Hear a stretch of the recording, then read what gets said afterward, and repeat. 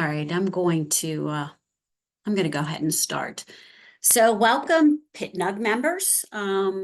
Today's webinar is presented by TRILIAN Commerce Management, Dan Brumbaugh, who's the Chief Advisor. And he's going to do our presentation and explain how this might be able to help us. So Dan, go ahead, take it away. Thank you guys so much. Good afternoon, everyone. Thanks for joining us. And a big thank you to Rhonda and the folks at Pittsburgh NetSuite User Group and Grossman, Yannick, and Ford for having me today. I know noon is a busy time, so I'm going to go ahead and make sure that every minute we spend together is worth it for you. So again, my name is Dan Brumbaugh, for those of you who don't know me, and I'm the Chief Advisor at TRILIAN Commerce Management. And today we're going to talk about something that affects almost everybody in the room, every business, but almost nobody talks about. It's very dry. I'm going to do my best to keep it moving along here, and I hope that you guys find some value. It's called, so our session today is called The Hidden Cost of Convenience. And I want to be clear right up front, this is not a sales pitch. It's more of a reveal. So by the time we're done today, you're going to understand how your payment costs work in ways that most business owners simply never look into.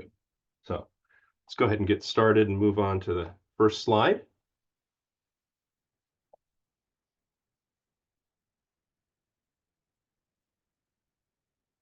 And before we dive in, I'm going to take a few seconds here to tell you who we are, because it matters to the credibility of everything I'm about to share.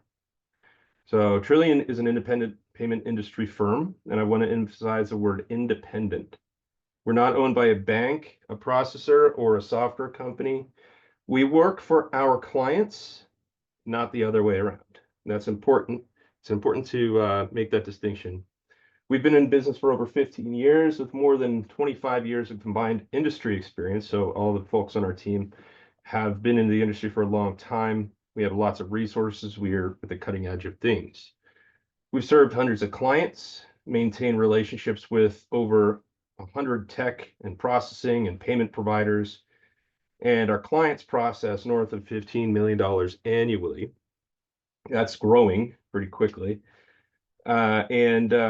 We handle all things related to payment processing: credit, debit, ACH, check. We provide gateways, orchestration platforms, point of sale technology, and most importantly, ongoing concierge support from the day of deployment all the way forward. We sit at the center of your entire payments ecosystem. That's what commerce management means. It also means adjusting and adapting to the industry. So regulatory changes and tech changes. That's really what we're unveiling today. Now let's talk about why you guys are here. If you could look at the slide, if your business runs on NetSuite, if it runs on QuickBooks, SAP, Salesforce, HubSpot, ServiceTitan, if you have a business that runs a field management software, ERP system, all of this matters to you. And if I could have you write down one sentence, write this down, leave with this idea. If your business runs payments through any of these platforms, there's a very high probability that you're overpaying for your processing. Not might be overpaying, but definitely overpaying every month. And this presentation is designed specifically for business owners and operational leaders, finance teams. And I'm confident that what comes next is going to be helpful. Let's start with some context on the company at the center of all of this: Stripe. I'm going to beat up on Stripe because they can handle it. And I'm frankly in a position where we're working very hard to find ways around Stripe. They're embedded there, and I'll get into that in just a second here. It's an extraordinary company. I'll give it credit where it's due. They built something remarkable, but remarkable doesn't mean it's working in your favor if you have to use it. You could look at the left column. In 2025, Stripe generated $19.4 billion in total revenue.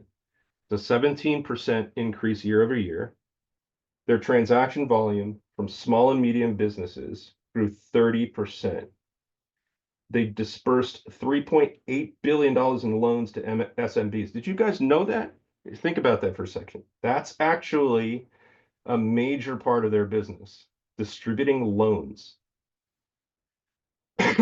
They collected $420 million in interest income from those businesses, those loans. Think about that for a moment. They charge you to process payments, they lend you money, and charge you interest on top of that. The SMB market isn't just a customer segment for Stripe, it's a revenue engine. That's important to remember. In the middle column here, Stripe holds a 17.15% share of the global payment processing market. That's huge. They're a #2 processor in the world with 1 million business customers and a company valuation of almost $100 billion. The last column on the right, this is the one I really want you to look at, the captivity trap.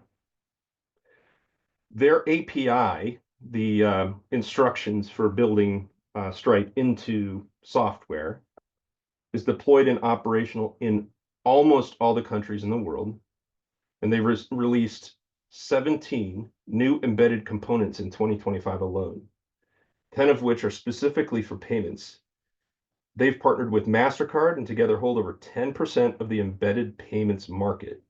Embedded means it's built into, or the software is built on top of, the Stripe API. Every new component, every new integration, every new embedded feature is another anchor keeping you right where you are.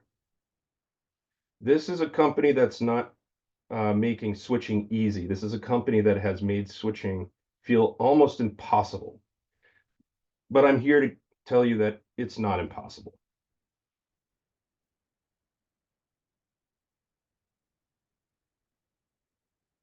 So how did we get here? How did so many businesses end up locked into a payment processor they never consciously chose? 3 reasons. 1, embedded processors. When you sign up for services or hardware or systems like Toast, Service Titan, MindBody, they didn't ask you who you wanted for payment processing. They just told you. Stripe was already in there. It was the default, and in many cases was the only option. You didn't choose Stripe. Stripe was chosen for you, and that's important to remember as well. Number 2, premium flat rate pricing. Stripe charges between 2.7 and 3.5, maybe a little bit more %. And I want you to do some quick math in your head right now. If your business processes $500,000 a year in card payments, I suspect many of you do, you're paying somewhere between $13,500 and $17,000, almost $18,000 in processing fees, quietly, without a single line item on your P&L that says money we didn't have to spend. The third, the captive customer assumption. And this is the big one because Stripe is baked into your software at the code level. It's baked into your software at the code level. Most business owners simply assume there's nothing they can do about it. They've never questioned it. And that assumption, that feeling of being stuck, is exactly what these platforms are counting on. It's not just that, it's that people don't even think about it before they embed it. And there are a lot of developers out there who will develop really intricate software apps or something like that for a company. And when they're sitting down, everybody gets into the room and they start scoping everything out. They start talking about, okay, here's what we're going to do first. Here's the model from A to Z. Here's how the architecture is going to be built. And when we get to the payments part, we're just going to copy and paste Stripe's SDK into, which is basically a whole bunch of instructions, a whole bunch of code that Stripe has made so easily available and so easy to copy and paste that developers aren't really thinking about it. They're like, okay, we'll just put this in. If we need to change it out later, we'll go ahead and we'll rip out Stripe and we'll put something else in, which never happens despite best intentions. That's another thing to remember. Here's what I want you to take away from this slide. all of this inconvenience is totally engineered. The assumption that you have no choice, that it was planted deliberately. Today, I want to dismantle that notion.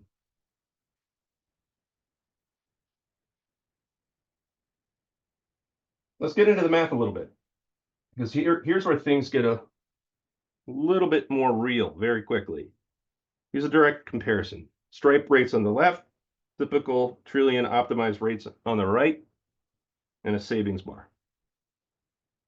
You guys can read all of this. You can see that our savings is worth it, at least to most people. And if you're doing $250,000 a month, $2,000 a month that you could have matters, especially to a smaller business that has lots of overhead.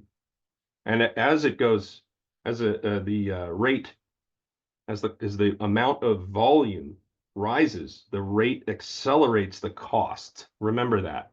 Rates always accelerate the cost. So if you're doing $2 million, your estimated that 3% is going to matter a lot more than if you're doing $10, right? The difference in rates, Stripe commonly runs 2.8 to 3.6% all in. TRILIAN typically lands around 2.2 to 2.7. And that gap looks small, a 0.5%, maybe a full percent, but compounded across your annual volume, across every month, across every year you stay where you are, that difference is your margin. Remember that. The difference is your margin. It's not abstract. It's real money that should be on your bottom line. Every month you wait is money you don't get back. So the savings are this clear. Why hasn't everybody made the change? Because you feel trapped. And the trap is real. Stripe is embedded in your software. There's no swap button. It's written into the code at a fundamental level. Most platforms offer zero alternatives out of the box. So when your business looks at the situation, you conclude, well, there's nothing I can do. That lock is real, but it's not unbreakable. And what we've done is, in looking at software changes, the way that technology is changing, especially with artificial intelligence or arguably really, really fast machine learning and data gathering, we've read the tea leaves, and we're seeing how our model of trying to save people money through our brokerage and through, fitting people with the right tools and so forth can still be used. We just need to use technology to make that work. So we've developed two specific technical pathways that allow us to displace embedded processor like Stripe, and likely with zero changes to your existing software. Your team keeps working in the same way, your workflows don't change, your NetSuite integration keeps humming, you just stop paying high fees and high rates. This is the big takeaway that I want you to leave with today. You have many more choices than you think. The assumption that you're stuck is the most expensive assumption in your business. Let me show you how this works. Very simply, with two paths. Stripe has a compatible API. Our dev partners are building a full mirror of Stripe's API. For businesses where a developer or IT person can make a configuration change, the solution is simple. As simple as pointing the API to a website or a URL from Stripe to TRILIAN. The software keeps sending the exact same requests. It keeps receiving the exact same responses. Your system literally never knows anything changed, except now the transactions are routing through our network of processors at significantly better rates. The second option, this might be a little over it's a little over my head, actually. I rely on people who are very adept at development to help me understand how these things are and how they work. The local proxy connector for software that has Stripe's API address hard-coded into the software, meaning you can't just redirect it. TRILIAN installs a lightweight background service. It runs silently, it intercepts outgoing payment calls, routes them through our network for the processing rates, returns the responses in Stripe format. It's a one-time setup, and then after that, it's completely invisible. Your team doesn't see it, your software doesn't know it's there, but your rates are fundamentally better. You're not going to get a statement from Stripe. You're not going to have data that is directly run through Stripe, but Stripe will have the data that we provide back to it about the payments that are made. Both paths are non-disruptive to your software. Both paths require no changes to how your team works, and both paths deliver the same outcome. You keep your software, you keep your workflows, and you stop overpaying. That's what we mean when we say TRILIAN enables choice.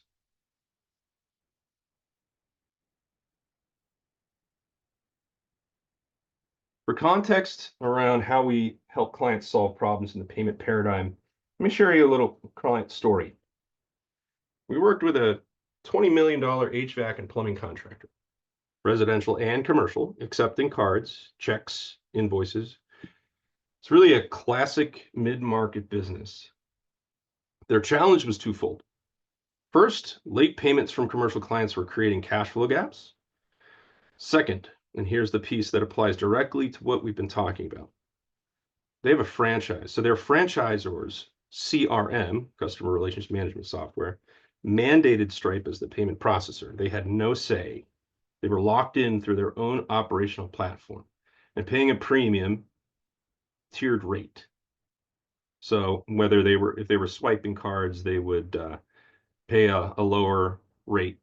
And if they were keying cards in, they were paying 3.5%. So it was actually quite high. And here's what we did. We deployed a field management solution with a CRM compatible virtual terminal. It's somewhere you log in, you can run the transaction from anywhere. We introduced tap to pay, which is emerging, to the technicians that they had out in the field to reduce manually keyed transactions. And that carried lower risk, lower cost, and we layered in ACH and mobile remote deposit capture so you could take a picture of a check if you wanted to close those cash flow gaps from outstanding collections. Look on the right-hand side there, the results, they speak for themselves. I have to boast here because this is why we went into business. This is why. Their outstanding accounts receivable dropped by 75%. That's not including the big companies that require you to be 120 days outstanding with payment. I mean, some of that stuff you can't get around, right? Eventually they pay, but they have the leverage. But for everything else, look how much that dropped, 75%. Their effective rate went from 3.4% accepting credit and debit cards down to 2.2 month over month. Every transaction now runs through point-to-point encryption, which is logically more secure than end-to-end encryption because it encrypts everything from the point where you log in, as opposed to the point where you hit the submit button after you enter a card number. And perhaps most meaningfully for their team, staff who were spending time chasing down payments were now freed up to focus on actual accounting work. We can't really quantify that.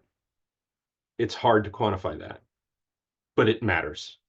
That's where we really help. So these are their words, not mine. We went from chasing down payments to running a tighter, more profitable business. That's what payment optimization looks like in practice. So let me leave you with one concrete thing I want you to do after this call. Pull up your last 3 months of processing statements. Look at your effective rate, which is the total fees divided by the total volume. If that number is above 2.5%, you're leaving real money on the table every single month. I mean, you're going to have to determine whether it's valuable to you or that you're saving money or not. Of course, is a dollar value, and you have expenses and different margins. Every business is different, but it still matters. 2.5% or more, you're leaving real money on the table. Here's our offer to everybody here. We'll do a complimentary evaluation of your payment costs and operations. There's no commitment, no obligation. You just need a little bit of your time, maybe an hour. We'll look at your statements, analyze your current setup, and show you in plain numbers exactly what you're paying, what you could be paying, and what the path to get there looks like. So there's a QR code on the right-hand side, which directs you to a scheduling link. QR code on the left is my contact information in our general inbox. My LinkedIn, I respond personally. So that's that. You spent a long time running your business without this information, and I hope that this matters to you.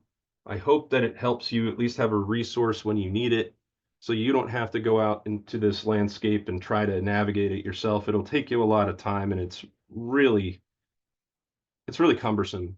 We've been doing it for a long time, and we're really good at it, so we're happy to help you out. That's our commitment and our offer. And yeah, I hope you found this very valuable. Oh, Thank you that's so much for great. your time. Yeah, thanks, Dan. That's a great offer for our members, and we really appreciate that.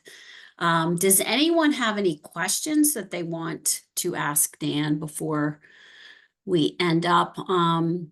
Like I said, I will send you the presentation. I will post it on our PittNUG website, the recorded meeting, so you can, review it again with Dan's presentation. And, if you have any questions, you can always, his contacts information's there, or, reach out to me and I can get you in touch or answers too. So anyone have any questions? Hey, Dan. This is Calvin Sales. Huh? Hi, Calvin. Awesome presentation. Hey, awesome presentation. Fantastic. This is stuff I've known, but I never got into the details of it. I work with a lot of business owners, and what I'm hearing is that if they're not eating these costs themselves, they're passing it on to the consumer or to the customer. I'm assuming, I don't want to assume, but I assume that the consumer is saving when the business is using your platform as well, if they are handing down those costs to the consumer, if there's a credit processing charge for transactions. Am I correct in that? Yeah, there's a lot of debate around things like tariffs and so forth, and it all comes down to how businesses model their cost infrastructure.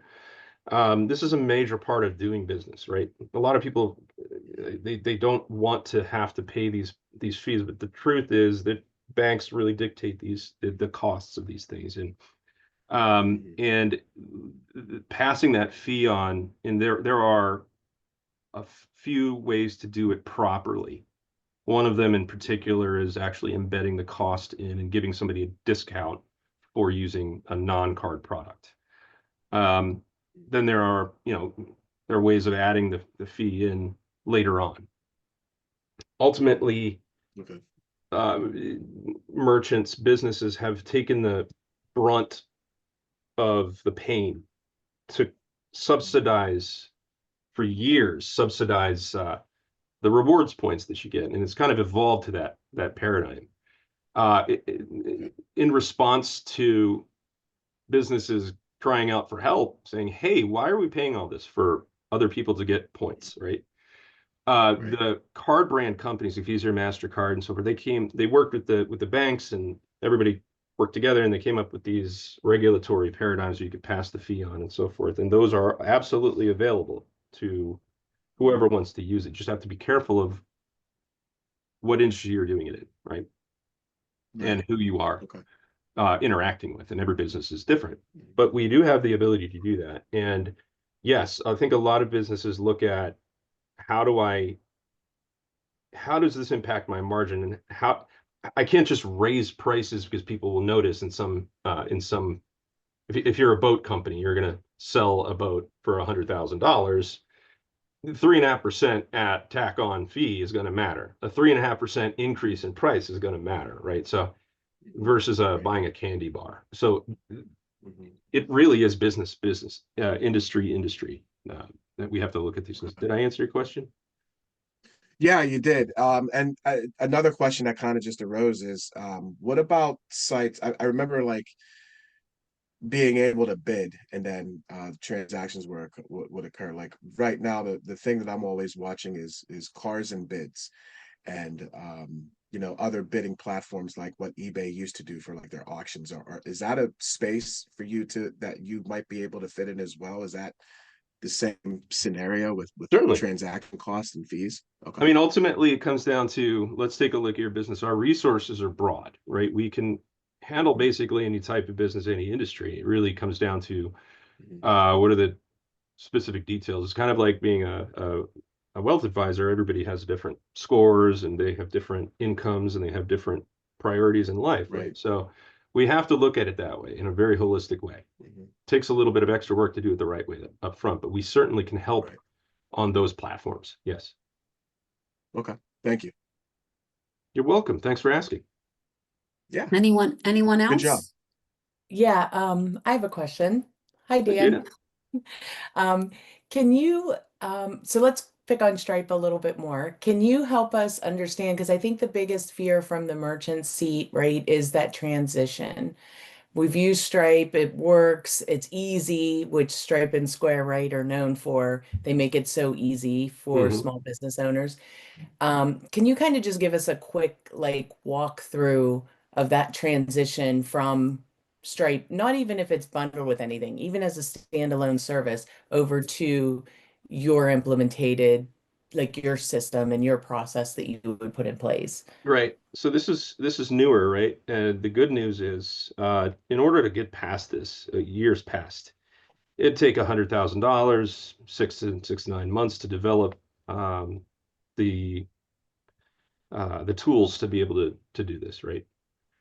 But that's a heavy lift, right? So you're asking the business owner to pay a lot of money. You're asking the business owner to take a risk, and they're sitting there waiting for it. So that compounds the pain, that compounds the stress. What we're suggesting here is that we have pathways to get integrations done quickly behind the scenes at an incredibly low cost. And we're actually working on finding ways to do it to offset and instead of paying for something up front, charging a monthly fee for a bot, a small monthly fee for a device that sits in or is tethered into the API. So there should be no transition. What we're working on is making that transition as invisible as is technically possible, right? The idea, and I want to echo what you're saying. We want to reduce that stress. I'm a proponent for trying to do that in the most passive way possible. So I hope that answers your question. It's just, yes. It doesn't. No, I'm a big fan. And so obviously, I think what you guys bring that you're not even saying enough of is making it so it's very easy for the merchant because you guys are there.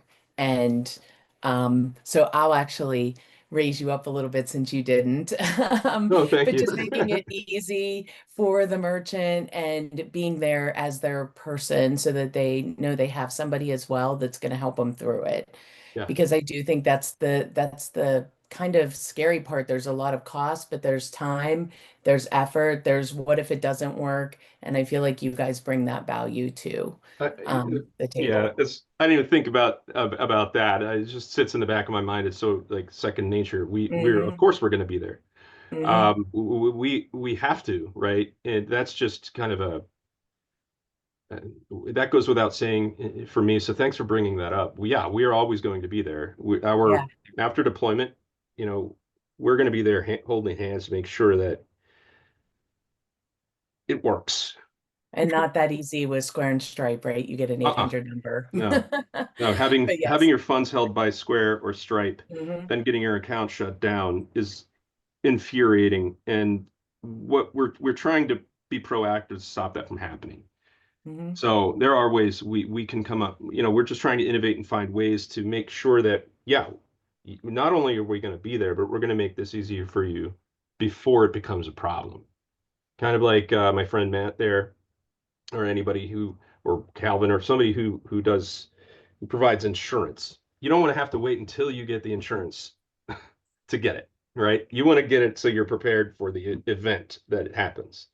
And that's why we are proactive, and our service has to be tier 1, white glove all the time. We have several channels, and we make sure we're with our clients all the way through. Thank you for bringing that up, Jade. I appreciate that. Yep, appreciate you. Okay. Anyone else?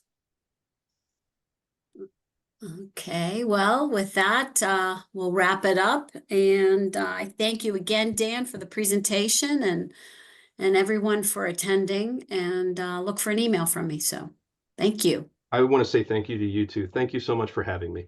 You're welcome. You're welcome. And your dog behaved beautifully. Oh, she's wonderful. She's sleeping right at my feet. Yeah. I love it. There you go. All Good. right. All Thank you right. very Thanks, much, everybody. everyone. All right. Thanks a Bye. lot, Have a good Dan. afternoon. Bye-bye. Thank you. Good job, Dan. See Thank you. Bye.